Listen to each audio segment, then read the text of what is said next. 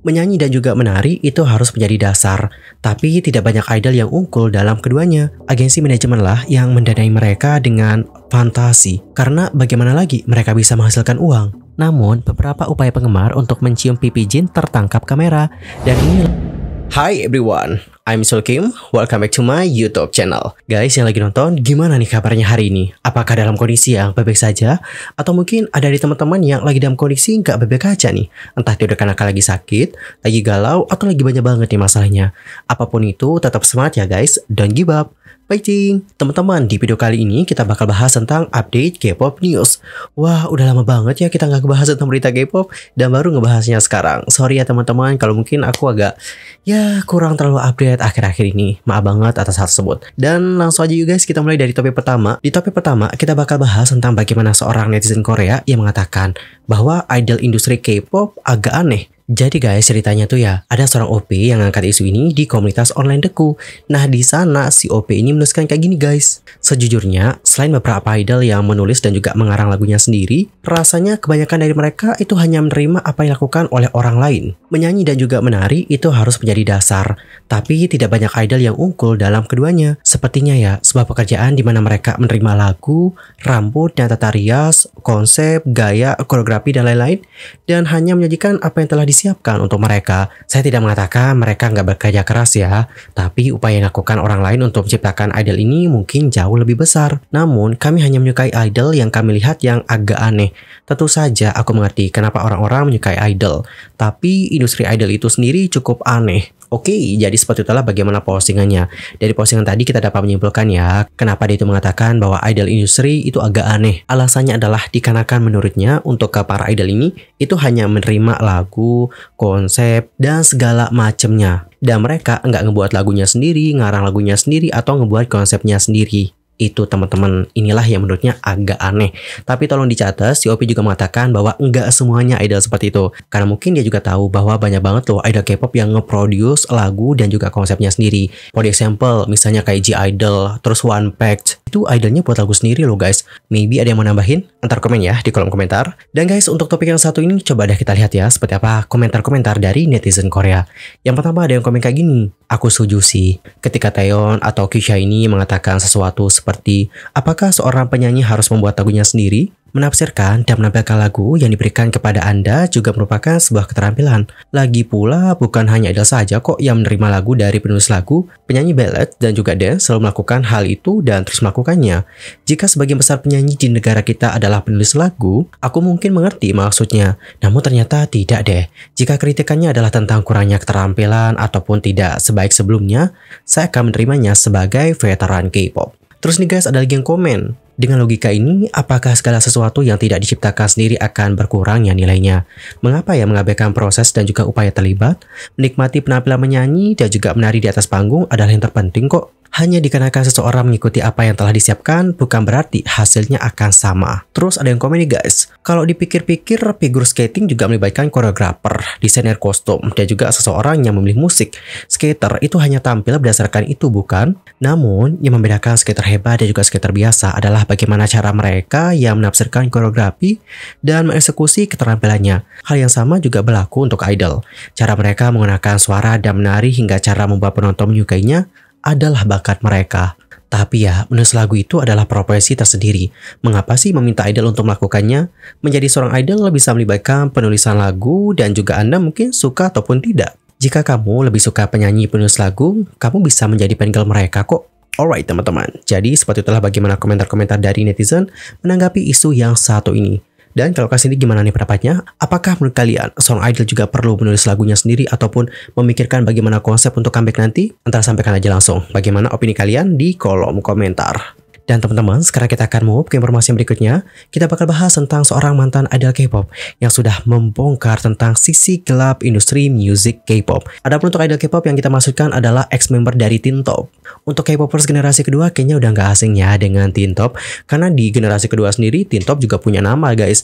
Dan aku sendiri adalah salah satu orang yang juga suka dengan Teen Top. Adapun untuk si AP, aka Bang Minsu, itu telah meninggalkan Teen Top ya teman-teman. Dan setelah meninggalkan Teen Top, dia itu kayak menjalani aktivitas seperti biasanya. Bahkan ya teman-teman, dia tuh kayak ngambil berbagai pekerjaan sampai potong rumput. Wih, debak. Dan baru-baru ini ya teman-teman, dalam sebuah film dokumenter, si Evi itu membongkar tentang bagaimana sisi gelap K-pop. Adapun film dokumenter itu berdurasi kurang lebih 23 menit dan berjudul The K-pop Dream Factory yang dirilis oleh program luar negeri Inggris Channel 4 Unreported World. Bang Minsu diwawancari oleh reporter Krishnan Gurumurthy untuk film dokumenter itu. Dia pun lantas berbicara dengan jujur soal bagaimana pengalaman pribadinya ketika dia itu aktif di industri musik K-pop. Bang Minsu sendiri diketahui keluar dari Teen Top setelah banyak penggemar ataupun netizen mengkritiknya ketika dirinya merokok dan juga mengumpas selama siaran langsung yang sebelumnya diakui dilakukan dengan sengaja dikarenakan ingin keluar dari grup. Dan pada kala itu dia juga sempat meminta maaf kok teman-teman. Si Evi lantas menjelaskan bahwa bukan salah satu orang saja di industri idol yang menjadi toksik. Dia menyalahkan penggemar, perusahaan, dan bahkan artis sendiri. Ketika Krishnan Gurumurthy bertanya kepadanya apakah dia yakin banyak idol K-pop yang memiliki sentimen serupa, dia menjawab seperti ini. Saya pikir dapat dikatakan bahwa kebanyakan orang merasakan hal ini. Nggak ada seorang pun yang suka hidupnya dikendalikan. Bener juga sih, kalau dipikir-pikir kita emang nggak suka sih hidup kita dikendalikan. Saya pikir saya akan melakukan hal-hal keren di atas panggung, namun kenyataannya saya hanya harus bertindak seperti boneka, melakukan hal ini, melakukan hal itu. Semuanya terkendali. Para penggemar adalah orang-orang yang bertanggung jawab atas budaya ini, tapi ini juga merupakan kesalahan label rekaman dikarenakan tidak menghentikannya, dan para artis dikarenakan tidak jujur mengenai dampaknya terhadap mereka. Semua ini berkontribusi pada budaya busuk atau mungkin budaya toksik. Lebih lanjut, dia mengungkapkan nih guys bahwa dia itu mengidap alkoholisme. Ia lantas bercerita tentang kehilangan dua temannya yang sangat dia sesali. Dia lantas bertanya-tanya apakah segalanya akan menjadi berubah atau akan menjadi berbeda jika dia seandainya mengangkat telepon mereka. Dua teman saya itu B-word. Mereka berdua menelpon saya sehari sebelumnya. Tetapi pada saat itu saya mungkin sudah tertidur karena saya juga tidak mengangkat teleponnya. Dan saya tidak bisa berhenti berpikir bahwa mungkin segalanya akan menjadi berbeda jika saja saya mengangkat teleponnya. Lukisannya hampir selesai. Sampai di sini kita melihat para idol K-pop seperti sekarang. Di bawahnya, kita melihat asal-usul mereka yang mewakili kehidupan mereka sebelum menjadi idol. Untuk benar-benar mewakili budaya K-pop, kamu harus menghilangkan akarnya. Itu yang diinginkan oleh orang. Saya merasa kata idol bukanlah kata yang tepat. Itu pasti penari, penyanyi, atau semacamnya. Misalnya, apa yang dilakukan oleh para idol. Kalau dipikir-pikir ya, trainee yang ingin debut sebagai idol menginginkan itu dikarenakan ingin menyanyi dan juga menari di atas panggung. Agensi manajemen lah yang mendanai mereka dengan fantasi. Karena bagaimana lagi mereka bisa menghasilkan uang. Dan itu membuat mereka berpikir, saya hanya ingin menyanyi dan juga menari. Saya tidak tertarik untuk menjual fantasi apapun. Namun kemudian tiba-tiba saya dihadapkan pada standar moral yang juga mustahil dan ekspektasi yang gak realistis. Apa sih yang sedang aku lakukan? Kamu tahu, gak masuk akal bagaimana para trainee yang hanya ingin tampil di atas panggung, kemudian debut menjadi idol yang kemudian harus berpura-pura menjadi pacar fantasi. Selebriti juga punya mata, meminta untuk berpegangan tangan atau bergandengan tangan tepat di depan salah saya. Orang-orang gila juga langsung melecehkan Anda secara seksual. Idol pria juga mendapatkan pelecehan, menyentuh pantat atau menjulurkan dada sendiri. Disinilah kesehatan mental Anda mulai runtuh. Yang sangat aneh adalah mereka meminta Anda untuk melakukan segala macam hal. Alright teman-teman, jadi kurang lebih seperti itulah bagaimana cerita dari Bang Minsu atau si Evi X Teen Top ini. Dari ceritanya Bang Minsu tadi, ada beberapa sisi gelap K-pop yang diungkapkan oleh mereka. Pertama, bagaimana idol K-pop ini yang seperti dikendalikan atau diperlakukan seperti boneka. Dan mereka ini diminta untuk melakukan berbagai macam hal. Mulai dari inilah, itulah, dan masih banyak lagi. Dan kalian juga mungkin seringkali melihat hal itu terjadi teman-teman. Kemudian yang berikutnya adalah dijadikan sebagai pacar fantasi. Dan tidak mengherankan teman-teman, ketika idol K-pop yang dating, biasanya itu bakalan heboh banget.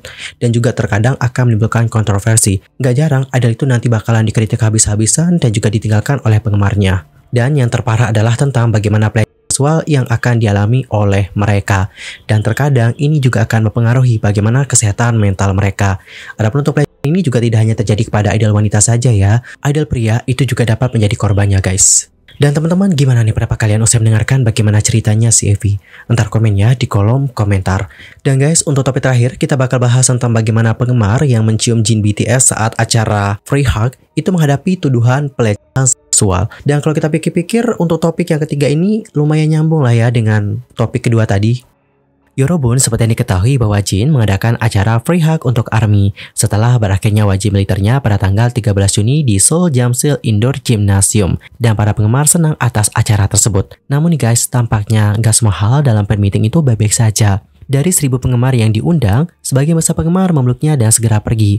Namun, beberapa upaya penggemar untuk mencium pipi Jin tertangkap kamera, dan ini lantas memicu kontroversi dan membuat marah penggemar-penggemar yang lain.